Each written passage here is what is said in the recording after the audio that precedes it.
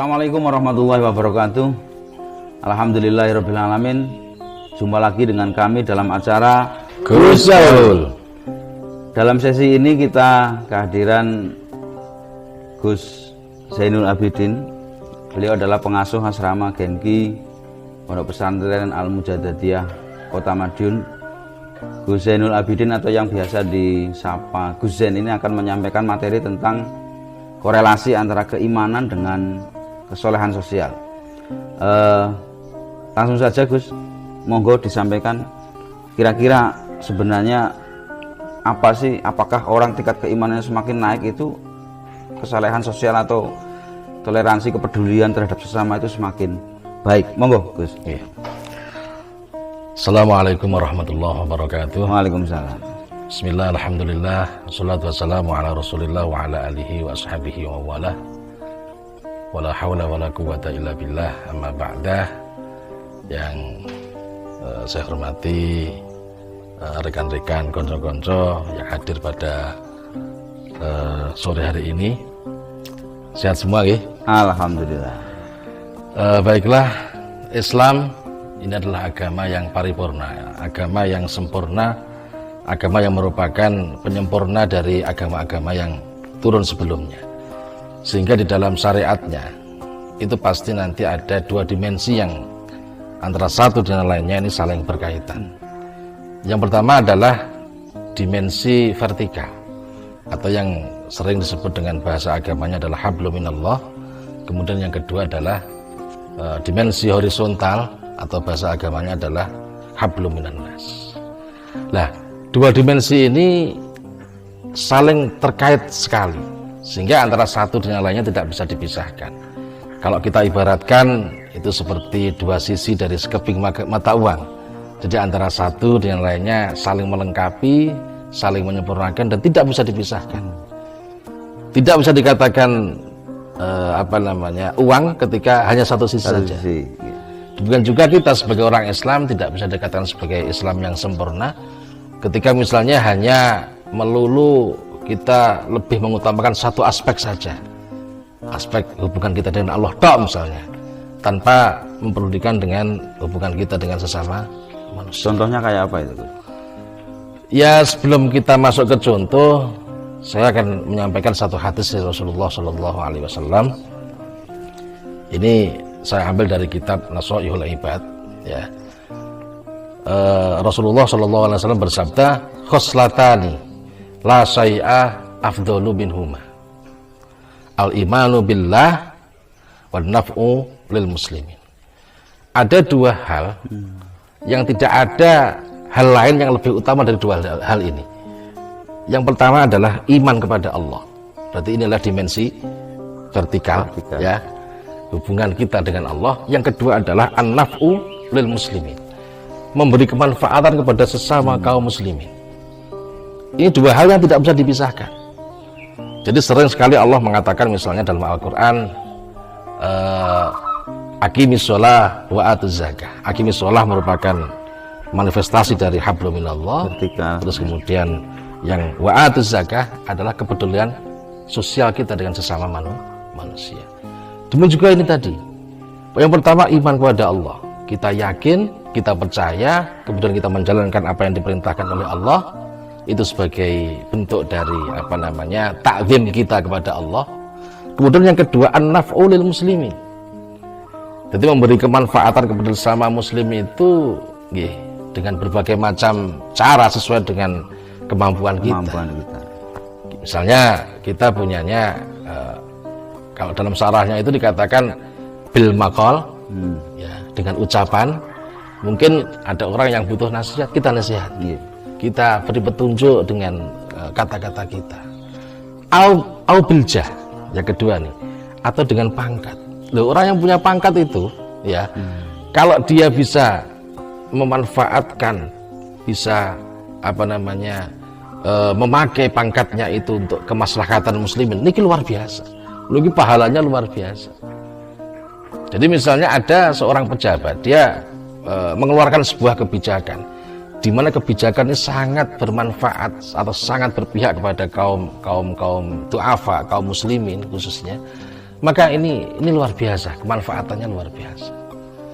Atau dengan bilmal, itu bagi yang diberi kelonggaran rezeki oleh Allah. Atau kalau tidak seperti itu ya dengan bil badan, dengan tenaga. Yang penting memberi manfaatan kepada sesama kaum muslimin. Ini sesuai dengan hadisnya Rasulullah yang lain, khairun nasi anfa'uhum linnas. Kalau yang itu tadi saya tanyakan contoh itu, Gus. Ketidakseimbangan misalkan hablum minallahnya yang terlalu dominan atau sebaliknya.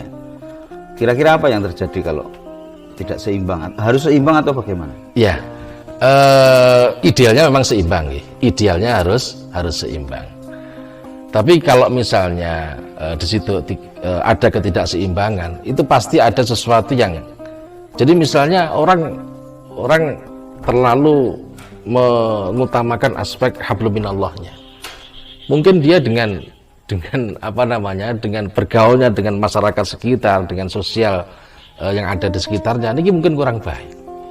Bisa jadi misalnya dia ngibadahi sregep gitu, semua ibadah yang berkaitan langsung dengan Allah ini sregep, tapi ketika berkaitan dengan masyarakat, pergaulan dengan masyarakat, ini kurang.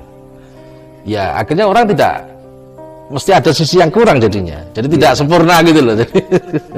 Atau sebaliknya, kalau sebaliknya lebih parah lagi. Jadi kalau misalnya orang hanya mementingkan aspek sosial saja, dia dengan tetangga baik, dengan saudara baik, dengan orang lain baik, tapi dengan Allah tidak baik. Artinya apa? Mungkin dia nggak pernah sholat, nggak pernah. Nah itu juga nggak pas juga, dan bahkan yang lebih parah lagi nggak ada manfaatnya gitu loh. Karena iman billah itu merupakan pondasi, merupakan pokok, dimana kalau kita sudah beriman kepada Allah, baru kita beramal soleh, itu baru bisa diterima. Kalau amal soleh tok tanpa iman, mardudatun lah tuqbal. Kalau begini kan ada ungkapan begini, sebenarnya kesalehan sosial, hubungan baik sesama manusia itu akan muncul sebagai sebuah tuntutan atas intensitas yang baik pula terhadap hubungan vertikal. Itu bagaimana? Ya, saya juga setuju dengan itu. Jadi memang kalau kita benar-benar mengkaji ilmu agama secara lebih baik, dengan benar-benar mengkaji, itu pasti setelah kita hablum minallah, hubungan kita baik dengan Allah, pasti juga nanti hubungan horizontalnya dengan sesama manusia baik. Juga akan baik, akan bermanfaat bagi orang lain. Satu hal lagi yang ingin saya sampaikan, kalaupun misalnya kita itu belum bisa memberi kemanfaatan kepada orang lain, paling tidak jangan merugikan orang lain. Wah ini gitu, karena itu juga pilihan nggak gampang ya. Pilihan nggak gampang. Kadang orang itu untuk sekedar tidak merugikan orang lain saja tidak bisa. Terus kayak hobi uang misalnya, terus kadang senengane nutuk uang, orang nutuk uang rasanya gatel. Itu ya ada orang seperti itu. Ada orang yang nyun sewu biasa nih celometan gitu, senengane ngelokne uang. Wis seakan-akan orang ngelokne uang rasanya kayak gatel. Ada yang seperti itu. Makanya dalam sebuah hadisnya juga Rasulullah mengatakan, barang siapa yang bangun pagi kemudian dia tidak berniat menyakiti sesama muslim, maka diampuni dosa yang telah lalu. Tidak berniat loh. Jadi sebenarnya sangat bernilai ya niat atau kebaikan untuk sesama manusia. Oh iya, luar biasa. Nah, ini masih berniat. Kemudian hadis itu lagi terusnya, barang siapa yang berniat.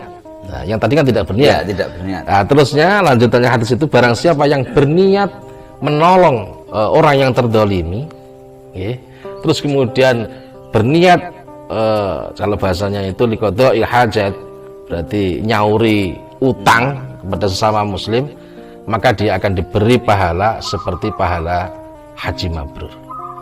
Luar biasa ya. Untuk sekitar haji kan kita luar biasa. Kalaupun mungkin secara finansial kita sudah cukup, tapi antriannya ini yang luar biasa. Waktunya juga waktu. Makanya niat yang baik itu ternyata sudah oleh Allah diberi pahala yang luar biasa.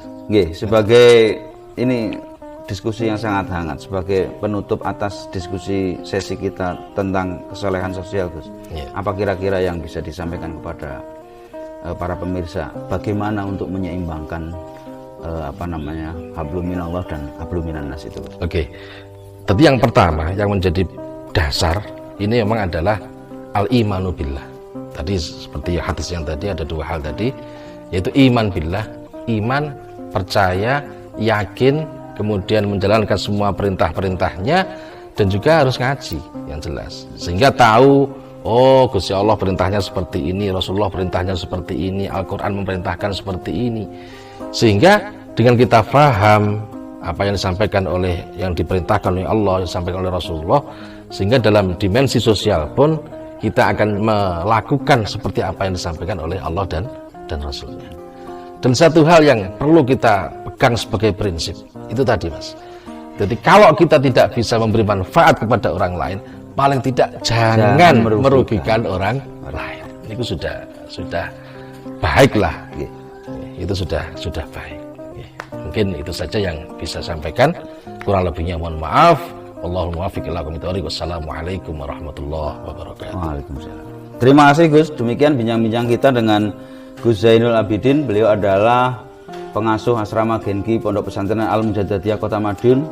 Semoga ilmunya bagi kita semua ini sangat bermanfaat, terutama bagaimana agar kita selalu tergerak hatinya dan selalu sadar untuk tidak merugikan orang lain, bahkan kalau bisa kita selalu punya keinginan untuk membantu sesama. Nggih, ngoten, Gus. Terima kasih, alhamdulillahirabbil alamin. Mohon maaf.